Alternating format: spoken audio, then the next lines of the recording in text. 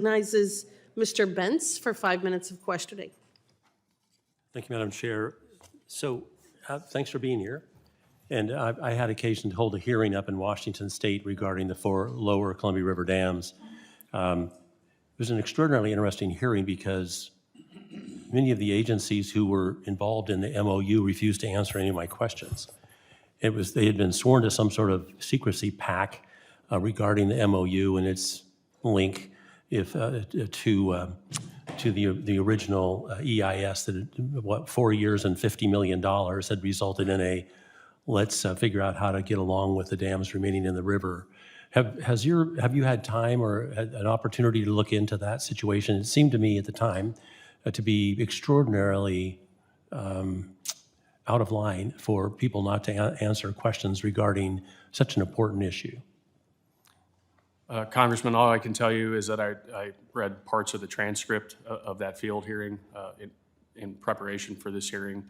I think part of the reason that the administration has decided to pull out of the MOU was because of the process which led to the agreement, which seemed to be, seemed to exclude certain groups of stakeholders who should have been at the table, and that the process wasn't transparent. And so, as I have said already today, any future regional agreements will include everybody and will be public. I think weren't transparent or wasn't transparent is the understatement of the day, because they would simply refuse to answer questions regarding how in the world that MOU came to be. It appeared from the outside looking in and from memos that I obtained regarding the MOU that there had been a designed friendly lawsuit device upon which the MOU was then based. And they had entered into this secrecy agreement under the guise of some sort of court settlement process. Are you concerned that the court was going to step in, the federal court, and somehow reinstate the MOU? Well, there's pending litigation, so I'm not necessarily going to comment on that, other than to say that any process that we either undertake ourselves or directed to take by the court will be a transparent process that includes everybody at the table in the region that have equities at stake. There was, since I represent the south half of the Columbia River, at least a lot of it in my district, I am up in that country quite a bit, and I had occasion to speak to some of the engineers that operate some of those 4 dams. I think they were Corps of Engineers employees.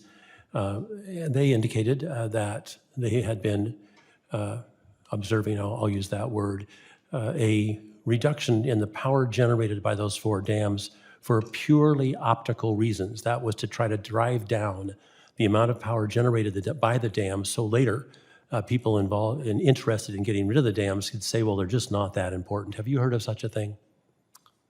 I have not, and again, we don't operate those 4 dams, so. But of course, you work with the Corps of Engineers, and so you could talk to the Corps and say, hey, we understand that the operations of the dams have been perverted to create a situation, a record, if you will, that these dams are less valuable than they truly are. You could talk to them about that. I could.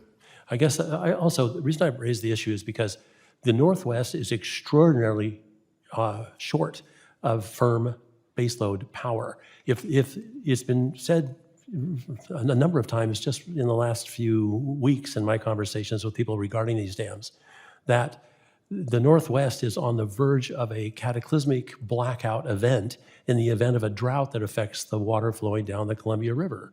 Have you had occasion to discuss with folks the incredible importance of what's going on when it comes to your agency and, of course, the Corps' power generation on the Columbia?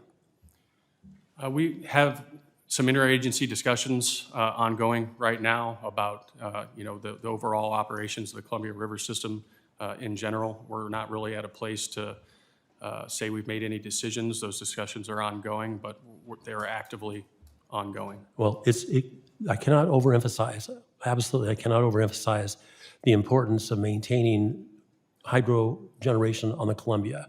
And that, of course, means the 4 lower Snake River dams, which are held out to be 1,000 megawatts. In point of fact, the nameplate's closer to 3,000. And on occasion, we've had to generate that kind of power to try to pick up the slack when there's a blackout. I appreciate you being here, appreciate your work. I yield back.